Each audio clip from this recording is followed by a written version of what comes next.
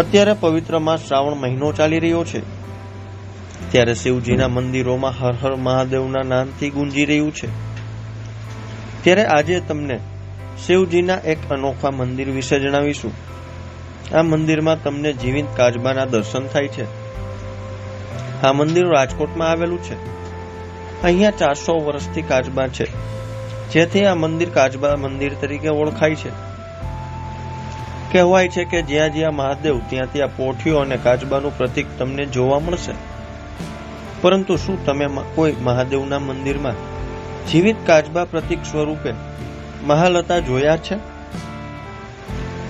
જોકે આવા દ્રશ્યો તમને આખા સૌરાષ્ટ્રમાં રાજકોટમાં આજી નદીના કાંઠે આવેલું બેડી નાકા પાસે ખટપીટ રોડ પર આવેલા 400 વર્ષો જૂનું સોમનાથ મહાદેવના મંદિરમાં જોવા મળશે। મંદિરમાં સ્થાપના થઈ ત્યારથી અહીંયા કાચબા છે। ત્યારે જુઓ અમારો ખાસ અહેવાલ। જય સોમનાથ, જય મહાદેવ। મારું નામ છે કમલેશ ચંદ્રતભાઈ ગોસ્વામી। અમે અહીં કાચબાના મંદિરમાં રહીએ છીએ। અતિત બાવાજી કહેવાય। 400 વર્ષ જૂનું આ કાચબાનું મંદિર છે। 400 થી 450 વર્ષ જૂનું છે।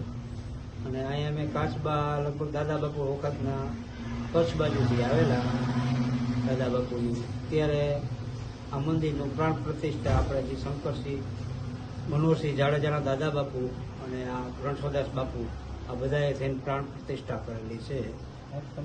અને અહીંયા કરફ્યુ થયું હતું લગભગ 150-200 વર્ષ પહેલા, 150 વર્ષ પહેલા એ કાચબાને ગોળી પણ મારેલી છે। એ કાચબો અત્યારે અમે સરગમ ક્લબમાં દીધેલો હતો, ત્યાં બાળકો જોવે એટલા માટે। અને અત્યારે 25 કાચબા છે, પેલા 350 કાચબા હતા। અને વર્ષો જૂનું આપણે એક દાદા બાપુનું મંદિર છે દેવગર બાપુનું બાજુમાં, એ બાપુ આ પૂજા કરતા, તો એને 7 દિવસ જીવતા સમાધિ લીધેલી હતી। અંદર લીધી સમાધિ ત્યારે પણ જીવતા હતા 7 દિવસ લગી, પછી એનો પ્રાણ છૂટ્યો। આ બહુ જૂનું ઇતિહાસ છે, લગભગ રાજાશાહી વખતનું। રાજકોટમાં કાંઈ નહોતું, એક રાજરાજેશ્વર મંદિર ને એક આવડું આ 2 મંદિર હતા। પછી રામનાથ પ્રાણ પ્રતિષ્ઠા થઈ, અહીંયાથી ઉત્પન્ન થયા મહાદેવ, ત્યારે એનું રામનાથનું બધું થયું। આ કાચબા મંદિર જૂનામાં જૂનું એમ। શું વિશેષતા? અને આની એક વિશેષતા એ છે કે તમે એક લિંગ ઉપર તમે જ્યારે નજર કરશો ને ત્યારે એમાં એક આંખ જેવું તિલક છે। એ કેટલા વર્ષ થયા છે, અમે પૂજા કરી છે, અમને ખ્યાલ છે કે આ બાપુનું એક વિશેષતા એ છે કે એનું ચંદન તમને લાગે ને કે આંખ ખુલી ને ત્રીજી નેત્ર આંખ એવું એમાંથી દેખાશે તમને। કાચબાની શું વિશેષતા? અને કાચબા આપણે જે પેશાબ ને સંડાસ જે કરે અમે આની ઘણા વર્ષ પહેલા દવા દેતા હતા।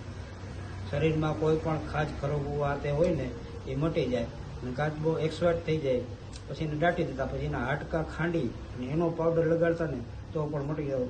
ઠેઠ બોમ્બે, દિલ્હી, અમદાવાદ, બેંગ્લોરથી માણસ અહીંયા આવેલા, પ્લાસ્ટિક પાથરી જાય અને પછી એનું લઈ જાય મોણની, અને થઈ ગયેલું છે ઘણાને હાલ।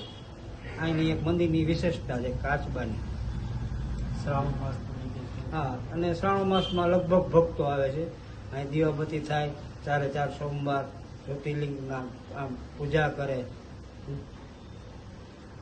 દાદાના પરચા કરે, બસ દાદા અગર માગો એટલે મળી જાય, પણ વિશ્વાસ રાખવો પડે। તમારી પાસે દિલથી તમે માગો એટલે તમને મળી જાય। આ સોમનાથ દાદો બેઠો છે, દેવા દઈ જાઓ બાપુ, લઈ જાઓ। અને કાચબા વર્ષો થયા, અમારા 7 પેઢી થયા આમનામ કાચબાની અમે સેવા જ કરી છે। અને કોઈ પણ જાતનું અમે કઈ રિનોવેશન નહીં, જૂનવાણી એટલે જૂનવાણી જ રાખ્યું છે। કાચબા મહિને મૂકવા? હા, અને કાચબા તો મૂકી જ જાય છે, જેને કાચબા મૂકવા હોય મૂકી જાય છે, જેને જોતા લઈ જાય। અમે કહી દઈએ લઈ જાઓ ભાઈ, પણ સાચો જો તો ક્યાં એવું હોય અહીંયા અમે દઈ, બાકી ના પડે કે અમે કાચબા દેતા નથી। બાકી પૈસાનો કોઈ આપણે વ્યવહાર નથી થતો, રૂપિયાથી કોઈ લેતી દેતી નહીં કરવાની। ખાલી આની સેવા પૂજા કરો અને ભગવાન માની રાખો તો જ દેવાય। મંદિર એક્ઝેક્ટ કઈ જગ્યાએ? એક્ઝેક્ટ આ મંદિર કેસરી પુલથી આવો એટલે બેડી નાકાના ટાવરની બારોબાર નદીના કાંઠે ખડપીટ રોડ કહેવાય, અને કાચબા મંદિર ચોક કહેવાય। સોમનાથ મહાદેવ મંદિર નામથી પેલા પ્રખ્યાત હતું, હવે કાચબા મંદિર ચોકથી અમે પ્રખ્યાત કરી નાખ્યું, કાચબા મંદિર મહાદેવ।